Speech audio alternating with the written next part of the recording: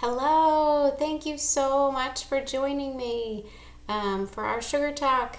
I'm so excited that you're here, and I just want to say congratulations on taking this step towards greater health. And I am so proud of you for showing up for yourself and just for our time together. So, yay, you're here. Good job.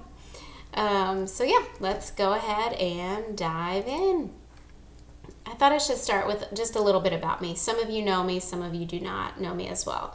So I just thought I would share a little bit of my background and what I do. First of all, I am a wife to Eric Metz. We've been married for 16 years and many ups and downs, but we have fun. We have fun with our four crazy kiddos, as you can see in that picture. They definitely are crazy and fun. And I do homeschool them. And so I definitely have a busy and full life. My kiddos keep me pretty busy, but we do have fun. My background, I have a Bachelor's of Arts in Food Nutrition, Dietetics, and I got that from Bluffton College. Actually, it's Bluffton University now, but that's in Bluffton, Ohio is where I went to school, and that's where I met Eric. And then over the years, I have received a few certifications. One was the Hormone Cure, and that training was through Dr. Sarah Gottfried. I've done 2 health coach trainings because one is not enough. One was with Dr. Axe, and then the other one was Health Coach Institute. So I have both of those, and then I am also a refit instructor, and I do teach a class out of my home on Friday mornings. Some of my hobbies, things I enjoy doing, I enjoy running and hiking, sipping tea while reading a great book. I do enjoy a good cup of tea, and baking. Actually, I didn't have that on there, but I do enjoy baking too, because when you have tea, you kind of need a cookie or scone or something to go with it. I also enjoy outings with my family, especially when they're outdoors and to the beach. I really enjoy getting to the beach. My body loves sun. I thrive in sun, so summer is probably my favorite season. What drives me to want to help people? I've just always been interested in food and nutrition, and as you can see from some of my hobbies and what I enjoy learning and growing and just leading a healthy lifestyle. Through the years, I have had some health struggles. There have been different points in my life where I've had depression or anxiety and low energy and weight gain that I couldn't get off. And so just through this process, I've just learned a lot, and it's always been my goal to try to learn how to get healthier and to feel better naturally. And then from that place, then learning anything I can to help other people find the same thing for themselves. That is just what I strive to do. So here's a little bit of kind of like the bad side of where I was. I was trying to get healthier. I was training for and running a half marathon. And this was in the end of 2013, beginning of 2014. I was eating what I thought to be healthy. I was trying to get off antidepressant medication and trying to just keep up with life. I just struggled with low energy, and at that point it was some depression, but also anxiety, and just trying to keep up was just hard. I felt overwhelmed and cried a lot, and so I thought, training for this half marathon would be good for me. It would keep me on track. But what I was feeling during that time was tired, stressed. I had foggy brain. I was very self-conscious because I didn't feel good anymore. Or sometimes I did, but it just wasn't where I wanted to be. And I just couldn't lose the weight. And as you can see in this picture, it's not the most flattering angle, but there was some extra around my waist and I just couldn't lose it. And it was frustrating to me because here I am, a nutritionist. I had a background in food nutrition, and I was trying to do all that I knew to do, but I just couldn't lose that extra weight. So that was just very frustrating. So for me, the turning point came. There are a couple steps that were involved here, but I started meeting with a functional medicine doctor and learned what was really healthy, how to eat to nourish my body was one of the things that I really learned during that time. So I had to make some major dietary and lifestyle changes. But with those changes, I learned habits to increase my energy level. And I also learned how to support my body so that I could lose weight.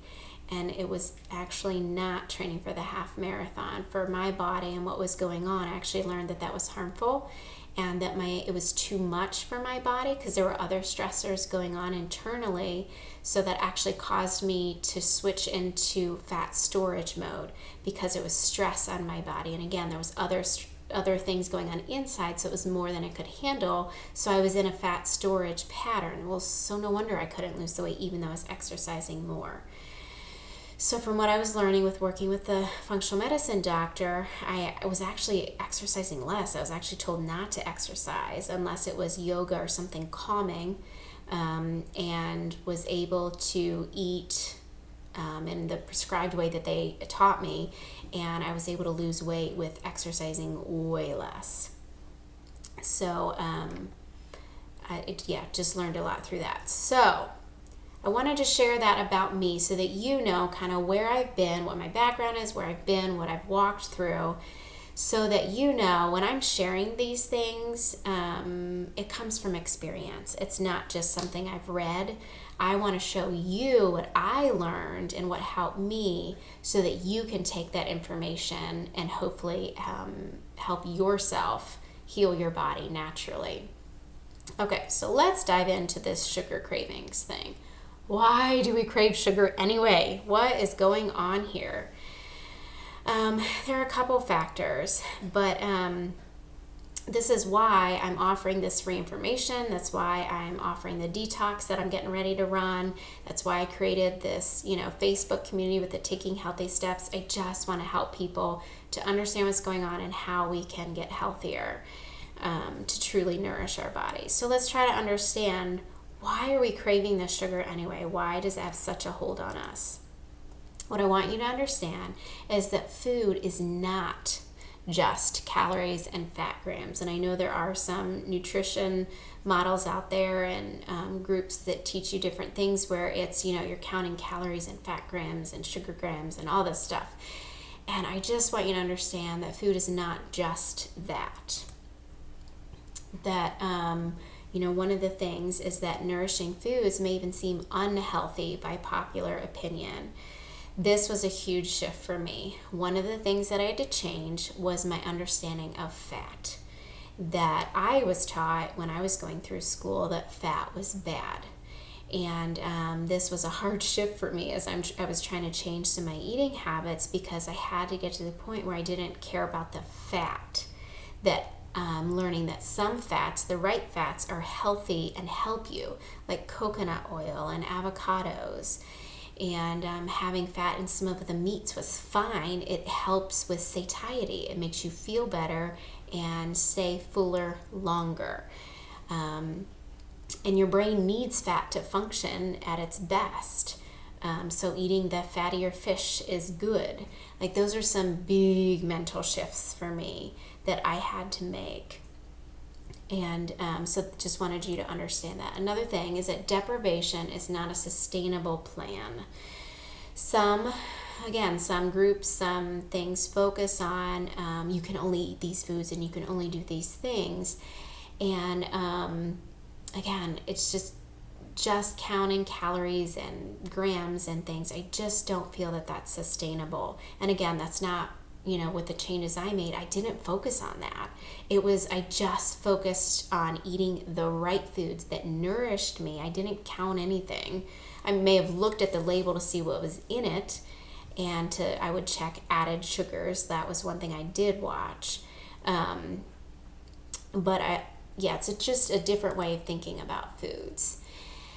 Another reason why we crave sugar is that it's easier to reach for food because we've given it a more prominent position than it should have in our thoughts and habits.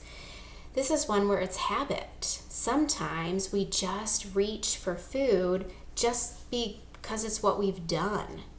It's a habit of, like, let's say for stress. You're totally stressed out. What are you reaching for?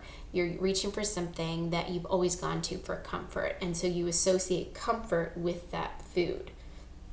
That's just one example. There's other times. For me, especially in the winter, it's tea, lattes, that kind of stuff. I love something warm when I'm cold. And so I associate comfort with those things. And actually, when I get ready to do this, the 14-day cleanse that I'm getting ready to do, that's one of the things I'm really dreading giving up is this, my perfect latte that I've created for myself. But I will have to make some modifications because it does have sugar and dairy in it. So I will be having to modify that and have a new habit for this time of during this cleanse. Another reason we crave sugar is that it just feels really good having a spike in our blood sugar level, right? You go for that sweet, that treat, that whatever it is you go to.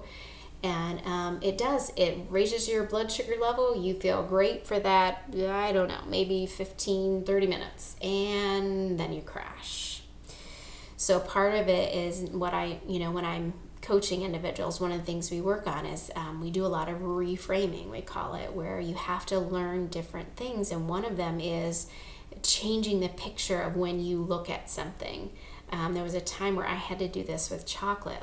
Chocolate just my body doesn't like it. I have a hard time with caffeine, and chocolate is also one of those. And so I had to start looking at chocolate foods and saying, do I want to change my personality? Because for me, it makes me go a little crazy. So I had to start looking at that food and reframing and saying, do I want to act like that? Do I want to treat my family like that? And I had to make a decision based on that. So sometimes it's what we look to food for that sometimes we have to shift that just a little bit. Because at first we're like, oh my goodness, that's going to make me feel good and it's going to give me energy and but sometimes we have to reframe that and start looking at what does it do later and what's the impact. Because that's why I've got this hello blood sugar roller coaster ride. So when you reach for those sweet treats that give you that quick pick me up, but then you get the crash later. And that's when, picture roller coaster ride, you're going up and down and up and down. You start, once the blood sugar, you crash, then what is your body doing? It's saying, hey, hello, when are you going to give me the next hit? What are you going to give me to get me back up on going back up that big hill on the roller coaster? So that's one of the things that I can teach either, in the group I might do stuff, or in this cleanse that's coming up, or if I work, with you as a coaching client. This is one of the things that we begin to work on is balancing out blood sugar. And there's many things you can do for that. And actually we'll go over some of those habits today in the 7 solutions. So you will be getting some of those today. All right. So what can I do about it? So thank you. You've identified what I already knew. Now what can I do about it? Well, I am so glad that you asked. So let's move on to why you're on this call to begin with. The 7 solutions to sugar cravings. Let's just go over this. So what I want you to do is go ahead and grab out your handout. Hopefully you printed that out. If not, go ahead and pause this, print out the handout, and come back because we're going to be going through the handout, and I'll be walking you through one step at a time. And you can fill in the blanks. How fun is that? I thought you might have fun filling in blanks. Be a little more interactive for you. All right, solution number 1 for sugar cravings is drink more water. And there's a couple things here. One is choosing water over other beverages. When you get sugar or even added sweeteners and all the other stuff they put in drinks, it's almost like a straight shot to your blood sugar. And you're raising it so quickly because you're drinking it. And there's nothing else within it that's slowing it down. In a lot of drinks, you can. Let's say a protein drink. That's different because you do have some protein and fiber and stuff in there. So that's different. But I'm saying like soda and other things that you might choose. A lot of the Starbucks drinks, oh my word, some of those have quite a bit in them. And so part of it is choosing water over other beverages. The other part is just there's so much that water is doing in your system. It's kind of like oil when you're driving a car. the oil in the engine. It helps everything flow better and work better. And if that oil runs out, there are major problems. Kind of view water in your system like that. Everything functions better, you feel better, things can move better. Water is just so beneficial. So number one, do that. And actually, if you're having a sugar craving, what you should do is really down a whole glass of water first. Wait 15-30 minutes and then see if you still really are having that craving, because sometimes we're just really thirsty. Number two, satisfy your sweet tooth with sweet fruits, veggies, and spices. Okay, there are sweet taste buds for a reason. We do crave just, different flavors. Well, so let's satisfy it. Let's give, our body what it's craving, but just in healthier forms. So enjoy fruits, in things and for snacks, and find those sweet veggies, the, sweet potatoes and the, different things that have a little bit of a sweeter flavor to them. Just find those and add those in and enjoy them. And carrots actually are pretty sweet, especially as you cut. One of the things we talk about is cutting down your sweet acuity. We'll get to that a little bit later, but one of those things is as you do that, fruits and veggies begin to taste sweeter. And they don't change. It's that your taste buds, we can adjust it to enjoy naturally sweet foods more. More examples are like beets, and some of the fruits. We've got berries are wonderful, apples, some of the sweet spices, cinnamon, coriander, nutmeg, cloves, those warm, spicy. So just experiment with things and try to find things and find natural ways to enjoy a sweeter flavor. Number three, this one may surprise you, but it's get more sleep. And the reason this is important, for one, there's a ton of hormone things that are going on there. As you get more sleep, hormones can be better balanced, especially getting to bed before midnight is key. Making sure you're asleep before midnight, 10 is ideal. I know for some people that's unrealistic. I'm just telling you based on studies and impact on the body, 10 o'clock's ideal, but anything before midnight is good.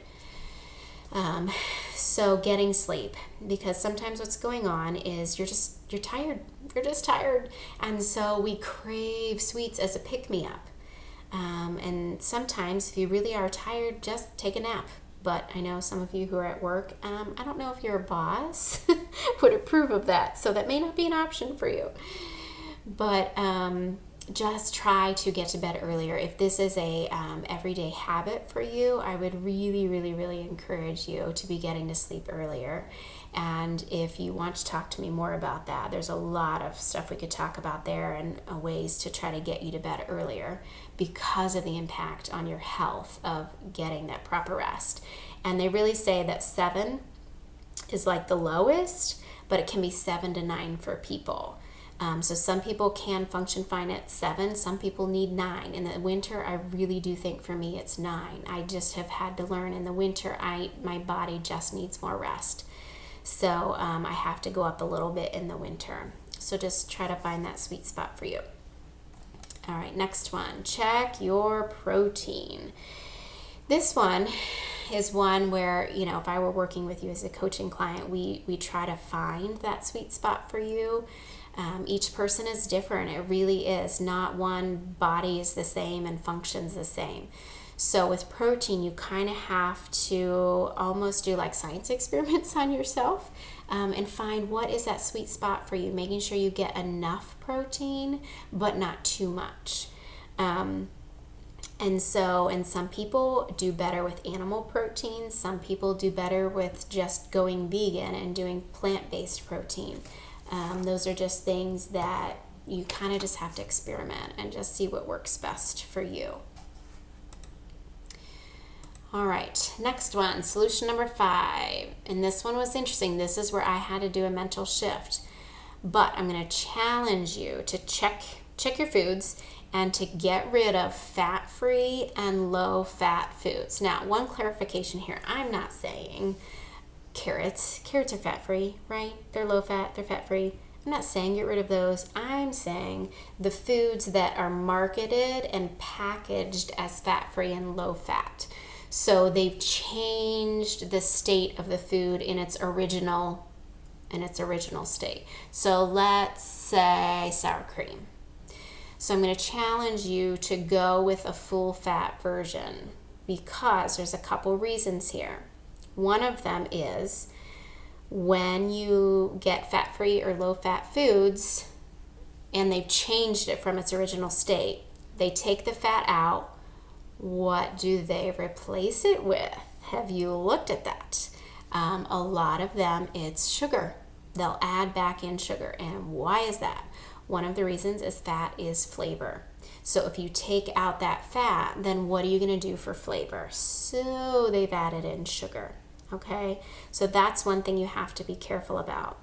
One of the other reasons why this is a good swap for you is because fat is filling. Okay, so when you're adding in things, you can eat less of them when they're full of fat because your body, it's a satiety is the word, but we call it, you feel fuller. You say, hey, I think I've had enough here, and you feel satisfied. So that's another benefit to making that swap. Number 6, get moving. Seriously, get moving.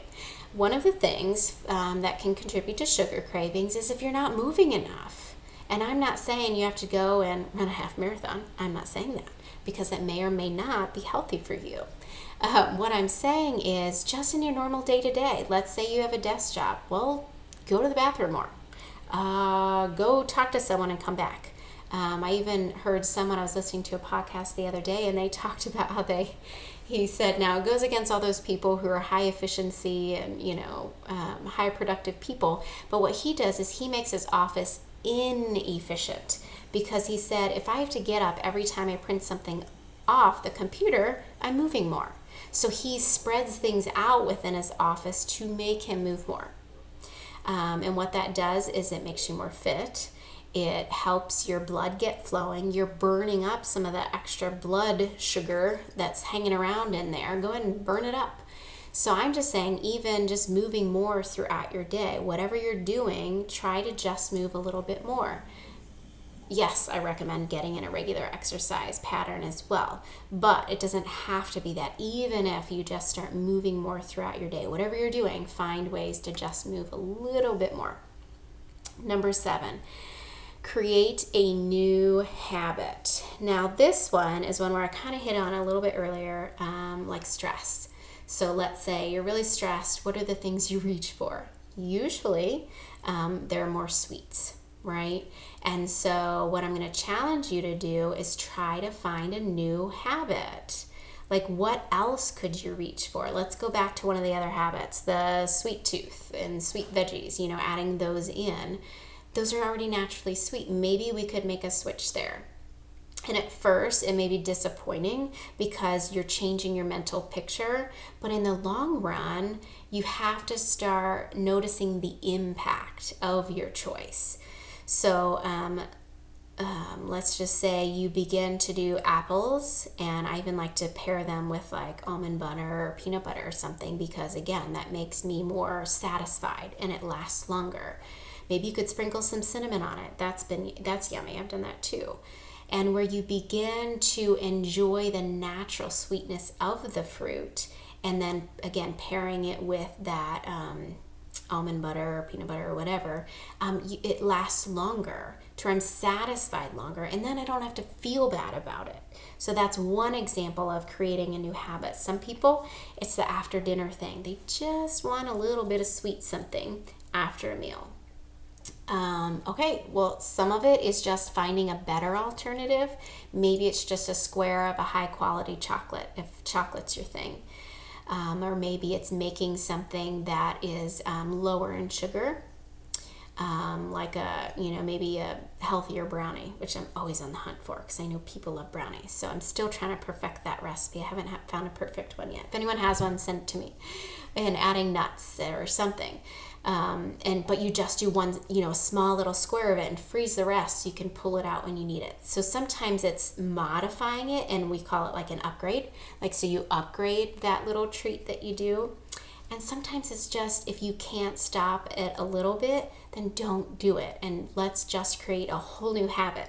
So maybe after dinner, what could that switch be? Let's say rather than going for something sweet to put in your mouth, that's a food thing, what if we switch that? What if we say, how could you add sweetness into your life? What if you go buy some flowers? What if you go for a walk with one of your family members and have a sweet, quote unquote, sweet time and sweet fellowship and talk time with them? That could be a switch that you make. Does that make sense there? So create a new habit, because sometimes the sweets it's because that's what we reach for. That's what we're used to. So that's one, thing that we could do. All right. So here's where I'm going to challenge you. We've just gone over, some really good solutions here and some things that could really change your cravings. What I'd like you to do is look back over those 7 solutions. Have your little hand out there, look back over it, and just look over them. And I want you to evaluate what is one thing that that you could pick. Pick one area that you are going to commit to start focusing on. All right, so go ahead, if you need to, pause this, if you really want to think about this, and then just, come back in. But pick one area that you're going to choose to focus on. How can you implement that tomorrow? That's my challenge. How can you implement it? What can you do? Take that one solution and make it into a step of what you can do. And make it an action step. So for example, let's say, you realize that you really need something sweet to eat. Okay, so pick some kind of sweet veggie, fruit, and how can you add that in tomorrow? Tonight, actually with dinner, we just had sweet potatoes and we had extra, and I was so excited. So I was like, okay, well that can be my sweet snack tomorrow, because I'm trying to start tapering down on some of the sugar things that I've added back in, unfortunately, to what I've been eating, right? But in prepping for this, 14-day cleanse I'm going to do, I've got to start tapering down the sugar so it's not as painful when I give it all up.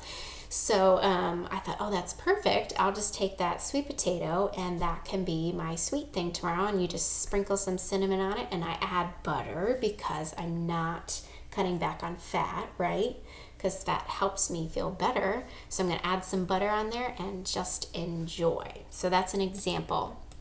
Now, what I want you to do, take that step and I want you to add it to your calendar as a reminder.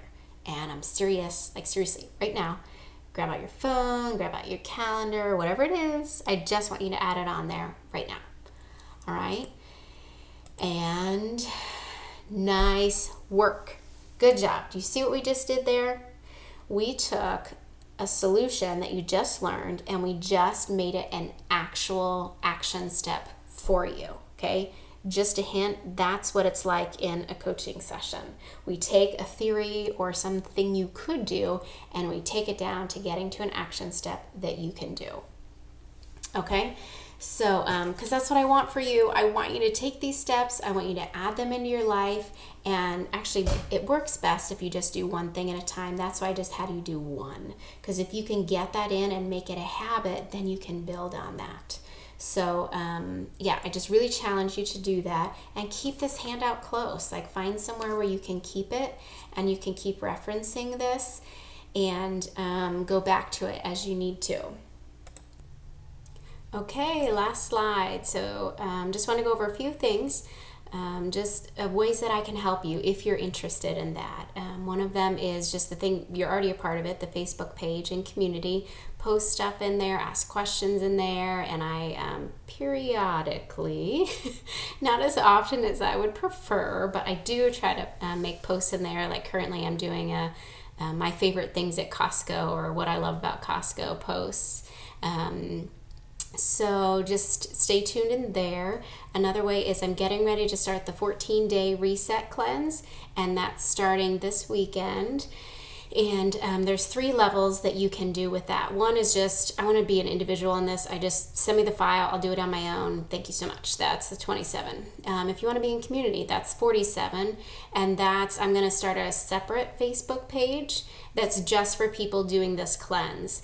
And in there, I've already videoed 2 things that I'll be posting in there about how to get set up and then how to get started. I'll do encouragement in the middle of it, and then I'll also walk you through at the end of the reset cleanse. There's what we call a reintroduction phase. That's the last 5 days of the cleanse, and that's where you reintroduce foods to see how your body responds. So I'll also walk you through that and how to do that successfully. And then the other level is if you want individualized help. This is especially for you if you've never done a cleanse before and you're very nervous, but you really want to do it, but you're so nervous you don't know if you can. This level is for you.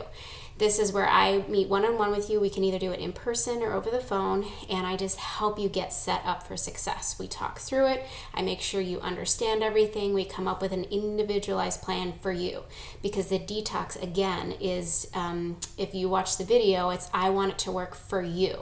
So we can come up with a specific plan for you there. So those are 3 ways you can get involved there. Another thing I offer is individual coaching sessions. Those are $50 a session. We meet for hour and a half, and again, that could be in person or it can be over the phone. And I don't have any spots right now. I do have a 90-day program that I offer. I just don't have any spots in that open right now. I just have limited availability, so I can't commit to a weekly thing. But if you want just a coaching session here or there as needed, feel free to schedule that with me. And contact me. There's my email address, or in the Taking Healthy Steps Facebook page, just post in there or message me through Facebook. I would just love to support you if I can in any of these ways if you're interested, and hope to hear from you soon. And don't be a stranger. Post or ask questions or whatever in the Facebook page, and hope to see you around soon. Take care.